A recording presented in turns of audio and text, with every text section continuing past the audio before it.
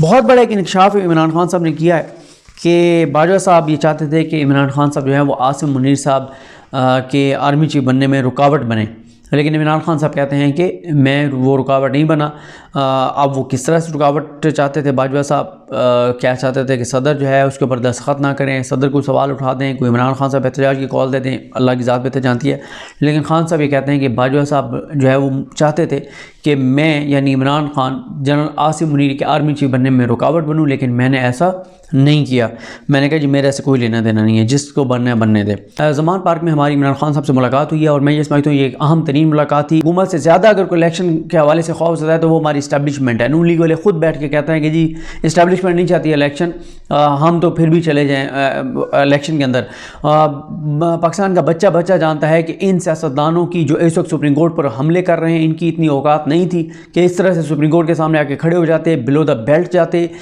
ججز کی بیٹیوں تک کے خلاف پراپیگنڈا کرتے، ان کی فیملیز کے خلاف پراپیگنڈا کرتے۔ یہ ہو نہیں سکتا تھا اگر ان کے پیچھے اسٹیبلشمنٹ دل و جان سے نہ کھڑی ہوتی۔ اور پھر ان کو مسلط کس نے کیا، ان کو چلا کون رہا ہے؟ آج اسٹیبلشمنٹ نیوٹرل واقعی ہو جائے تو میں یہ 75 بار کہہ چکا ہوں، آج 76ویں بار کہہ رہا ہوں کہ 6 گھنٹے میں 3 سے 6 گھنٹے میں شہباز شریف کی حکومت گھر چلی جائے گی اگر اسٹیبلشمنٹ واقعی نیوٹرل ہو جائے جو وہ کہتی ہے، اگر اسٹیبلشمنٹ کے کال آف فیل میں تصاد نہ ہو۔ بازو مروڑ کے میڈیا کا اور میڈیا کو کھڑا کیا گیا ہے سپریم کورٹ آف پاکستان اور چیف جسٹس پاکستان کے خلاف، اور الیکشن کے خلاف، اور مافیاز کے ساتھ یہ سب کچھ کیا گیا۔ اس کے بعد خان صاحب یہ کہتے ہیں کہ یہ 8 ججز بامقابلہ سب کے سب نہیں ہیں، یہ 8 ججز بامقابلہ اسٹیبلشمنٹ ہے، کہ اسٹیبلشمنٹ الیکشن نہیں چاہتی اور باقی سب تو مورے ہیں چھوٹے چھوٹے جو اسٹیبلشمنٹ کا اس سارے میں ساتھ دے رہے ہیں۔ مارشل لا کی بات ہوئی کہ حالات اس حد تک جا رہے ہیں کہ سسٹم ڈیریل ہوتا نظر آ رہا ہے، لیکن خان صاحب یہ سمجھتے ہیں کہ مارشل لا نہیں لگے گا۔ اور خان صاحب جو ہے وہ ایک چیز اور آپ کو بتا دوں کہ وہ سڑکوں پر آنے کے لیے بالکل تیار بیٹھے ہیں، بالکل وہ جیسے ہوتا ہے نا کہ آپ طے کر کے بیٹھے ہوتے ہیں، آپ ساری تیاری کر رہے ہیں اور آپ وکلا کو تیار کر رہے ہیں، آپ سیاسی کارکنان کو تیار کر رہے ہیں، اور اب تو ان کے لیے بڑا آسان ہے کہ انہوں نے یہ ٹکٹوں کی تقسیم کر دی ہے، جو ٹکٹ ہولڈر ہے وہ بندے لے کے آئے گا، وہ وکلا لے کے آئے گا، وہ نکلے گا۔ تو عمران خان صاحب جو ہیں وہ بالکل تیار بیٹھے ہیں کہ اگر اسٹیبلشمنٹ کی طرف سے کوئی اس طرح کا کوئی غیر آئینی کام ہوتا ہے جو کہ عمران خان صاحب کو لگتا ہے کہ نہیں ہوگا۔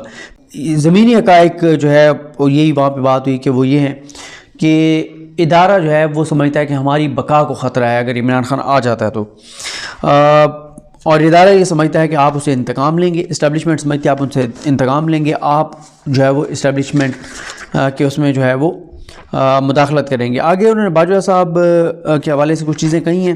وہ میں چاہ رہا ہوں کہ میں آپ کو یہیں بتا دوں یا آگے چل کے بتاؤں کہ وہ جہاں پہ انہوں نے اگر آگے میں نے لکھا ہوا ہے تو میں آگے اس سیکوینس میں آپ کو جا کے بتاؤں۔ ہاں آگے ہے۔ اچھا، اس کے بعد خان صاحب کہتے ہیں کہ رانا سنولا پر وہ کہتے ہیں جب منشیات والا کیس بنایا گیا تو ہم نے بلایا ڈی جی جو اے این ایف کے تھے ان کو اور میجر جنرل تھے، ان سے ہم نے سوال جواب کیے، یعنی وہ بھی خان صاحب یہ بتا رہے ہیں کہ وہ میں نے نہیں بنوایا تھا، وہ اسٹیبلشمنٹ نے بنایا تھا، ان کے ایک سب جو ہے وہ ان کے ایک ماتحت ادارے نے بنایا تھا، اور وہاں ہم نے ان کے میجر جنرل کو بلایا، اسے پوچھا۔ اس کے بعد عمران خان صاحب کہتے ہیں کہ شہباز شریف پر 16 ارب اور 8 ارب کے کیس کے علاوہ سب کے سب کیسز جو ہیں وہ پرانے ہیں۔ باجوہ صاحب کو وہ کہتے ہیں عمران خان صاحب کہ وہ بالکل احتساب نہیں چاہتے تھے، ان کے نزدیک چوری، ڈکیتی، لوٹ مار، کرپشن یہ بالکل میٹر نہیں کرتی تھی، وہ بالکل احتساب نہیں چاہتے تھے، وہ بالکل پوری طرح وہ رکاوٹ بنے احتساب کے معاملے میں، اور انہوں نے احتساب مجھے نہیں کرنے دیا ان کا۔ وہ کہتے ہیں مریم نواز جب گئیں نیب آفس انہوں نے وہاں پتھراؤ کیا تو ہم بھی چاہتے تو دہشت گردی کا کیس بنا دیتے، ہم نے تو نہیں بنایا۔ وہ کہتے ہیں میرے اوپر ایک دن میں 15 وارداتیں ڈال دی گئی، 15 ایف آئی آرز کر دی۔ وہ کہتے ہیں کہ کوئی ٹرینڈ دہشت گرد بھی ایک دن میں 15 وارداتیں نہیں کر سکتا، اور میرے اوپر ایک دن میں 15 ایف آئی آرز کر دی ہیں۔ تو کہتے ہیں یہ تو ان کی حالت ہے۔ باقی وہ کہتے ہیں کہ فوج کے اندر مداخلت تو نواز شریف کرتا رہا ہے، فوج کے ادارے میں ان کو خریدنا، ان کو کرپٹ کرنا، ان کو گاڑیاں دینا، یہ کام تو نواز شریف کرتا رہا۔ پھر خان صاحب سے یہ سوال ہوا کہ جب آپ کو پتہ تھا آئی بی کی رپورٹس آ رہی تھیں کہ آپ کے خلاف ہوگا، آپ نے ان کو ہٹایا کیوں نہیں، آپ نے ڈی نوٹیفائی کیوں نہیں کیا؟ تو خان صاحب کہتے ہیں کہ میں نے جنرل باجوہ کو اس لیے نہیں ہٹایا کہ میں نہیں چاہتا تھا کہ فوج کے ادارے میں یہ مداخلت کروں، ایک آرمی چیف کو ہٹا دوں۔ اگر آج میں نے آرمی چیف کو ہٹا دیا تو یہ پھر مداخلت جو ہے وہ پتہ نہیں کہاں سے کہاں تک جائے گی. یہ پھر آغاز ہوگا، اختتام نہیں ہوگا. اور میں نہیں چاہتا تھا کہ ہمارا ایک منظم اور مضبوط ادارہ جو ہے وہ کمزور ہو. میں فوج کو جو ہے وہ مضبوط دیکھنا چاہتا ہوں. باقی وہ کہتے ہیں جنرل باجوہ نے میری کمر میں چاقو مارا، اور ساتھ وہ کہتے ہیں کہ باجوہ صاحب جو ہے نا وہ اس سے میں نہیں، وہ کہتے ہیں ہمارے جتنے لوگ بیٹھے ہوتے تھے جب باجوہ صاحب آتے تھے نا اور وہ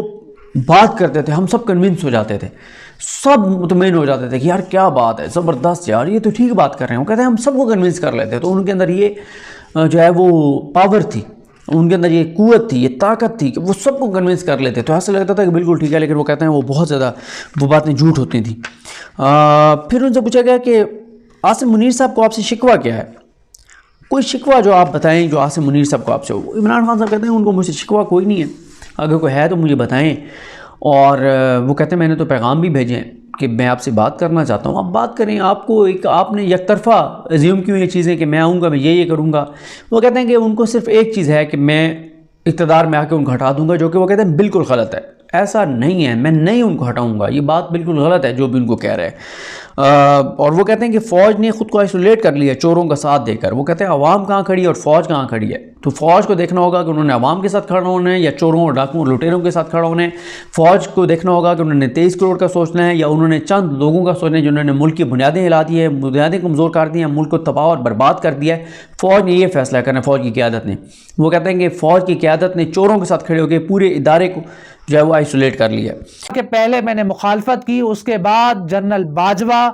اور نون لیگ کی قیادت کے کہنے کے اوپر میں نے چیف جسٹس آف پاکستان کی رائے جو کہ ان کی رائے کو میں نے تسلیم کیا اور ان کی ہاں میں ہاں ملائی اور میں نے ووٹ دیا. یعنی کہ 2 جونیئر ججز صاحبان جو 8 جو رکنی بینچ تھا جس میں وہ شامل تھے جسٹس حسن اظہر رضوی صاحب، جسٹس شاہد وحید صاحب، انہوں نے کہا کہ میں نے ان کو ووٹ دیا اور وہ میں نے ووٹ جو ہے ایک جنرل باجوہ صاحب اور جو ہے حکومتی قیادت کے اس کے اوپر دیا. تو یہ وہ صورتحال ہے. اور ابھی بھی لگ رہا ہے کہ شاید جس طرح سے نون لیگ کے ایک وزیر صاحب کھل کر سامنے آ گئے ہیں، جنرل باجوہ صاحب کا انہوں نے نام لے لیا اور ساتھ میں انہوں نے چیف جسٹس آف پاکستان کا بھی نام لے لیا ہے. تو یہ بڑی صورتحال اس وقت بڑی واضح ہو گئی اور دیکھنا ہوگا کہ اس پورے معاملے میں فوج کہاں پر کھڑی ہوئی ہے اور کیا فوج چوروں کے ساتھ کھڑی ہوئی ہے، آئین دشمنوں کے ساتھ کھڑی ہوتی ہے، یا پھر وہ سپریم کورٹ آف پاکستان کے ساتھ کھڑی ہوتی ہے، آئین کے ساتھ کھڑی ہوتی ہے، آئین کے رٹ کو بحال کرنے کے لیے چیف جسٹس آف پاکستان کے ساتھ کھڑی ہوتی ہے. کل پاکستان بار کونسل نے کل کے دن جو ہے یوم سیاہ منانے کا بھی اعلان کیا. یہ ان کا اسی طرح اعلان ہے جس طرح سے میں آپ کو بتاتا چلوں کہ انہوں نے پہلے بھی ایک اعلان کیا تھا. وہ اعلان یہ تھا کہ جب 8 رکنی بینچ بنا تھا، جس دن وہ سماعت کر رہا تھا، انہوں نے کہا کہ اس دن ہم پورے پاکستان میں عدالتوں کا بائیکاٹ کریں گے، عدالتوں کی کارروائی کا بائیکاٹ کریں گے. مگر ہوا یہ تھا کہ پورے پاکستان کی بار کونسلز نے ان کی اس کال کو مسترد کر دیا تھا، وکلاء نے ان کی کال کو مسترد کر دیا تھا. پورے پاکستان میں عدالتی کارروائیاں چلیں، وکلاء پیش ہوئے اور معمول کے مطابق چیزیں چل رہی. تو ابھی بھی یہی ہے کہ یہ ایک ٹولہ ہے جس کے بارے میں کہا جاتا ہے کہ حکومت سے مرات لے رہا ہے، حکومت سے پیسے لے رہا ہے اور اسی کے اوپر وہ کام کر رہا ہے. یہ چیزیں چل رہی ہیں اس وقت. آپ دیکھتے ہیں کہ صورتحال کہاں پر جاتی ہے اور معاملات کس طرف جاتے ہیں. دوسری بات یہ ہے کہ آج کی ملاقات بڑی اہم ہے اور فیصلہ جو بھی آئے اس کے بعد ہم آپ کے سامنے چیزیں رکھیں گے کہ آخر وہ جو خدشات تھے کہ اس ملاقات کے بعد supreme court of Pakistan, chief justice of Pakistan پیچھے ہٹ جائیں گے اور وہ کوئی جو ہے اپنا ایسا کوئی حل نکالیں گے، کوئی درمیانی راستہ نکالیں گے جس کے بعد معاملات سپریم کورٹ آف پاکستان کی بھی عزت بچ جائے اور حکومت کو بھی جو ہے کوئی خاصی مشکلات پیش نہ ہو. مگر سوال یہ ہے کہ اس وقت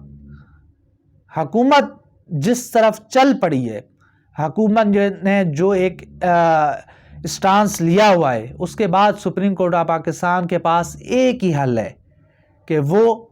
شہباز شریف کو فارغ کرے، بیوروکریسی کو فارغ کرے یا چند وزراء کو فارغ کرے. اس کے بعد ہی جو ہے ان کی رٹ قائم ہوگی، ان کے بعد ہی اس کے معاملات قائم ہوگے. کیونکہ جو صورتحال بن چکی ہے، جو صورتحال معاملات جس طرف چلے گئے ہیں، جس طرح سے سپریم کورٹ آف پاکستان کا حکم آیا، اس کے بعد اس حکومت نے اس حکم کو ماننے سے انکار کیا، ایک حکم آیا، دوسرا حکم آیا، پھر تیسرا جو ہے حکم آیا، یعنی کہ یہ حکومت ٹس سے مس نہیں ہو رہی۔ اور اس کے پیچھے بھی ایک بڑی وجوہات ہیں کہ اس کے پیچھے کوئی طاقت تو کھڑی ہوئی ہے، کوئی طاقت تو ہے اس کے پیچھے کہ وہ جو ہے نون لیگ کے ساتھ کھڑی ہوئی ہے، نون لیگ کو سہارا دے رہی ہے، نون لیگ کو کہہ رہی ہے کہ آپ ڈٹے رہیں، آپ کھڑے رہیں، ہم آپ کے ساتھ کھڑے ہوئے ہیں، آپ کو کوئی طاقت ہلا نہیں سکتی، سپریم کورٹ کا فیصلہ آپ کو ٹس سے مس نہیں کر سکتا، آپ آئین کو رون دیں، آپ آئین کو تباہ و برباد کر دیں، مگر ہم آپ کے ساتھ کھڑے ہوئے ہیں، آپ الیکشن نہ کروائیں۔ تو اب دیکھتے ہیں کہ آج کا فیصلہ کیا آتا ہے، اس فیصلے کے بعد مزید بات کریں گے، آپ کے سامنے چیزیں رکھیں گے۔ تو انشاءاللہ ملتے ہیں اگلی ویڈیو میں، تب تک کے لیے اللہ حافظ۔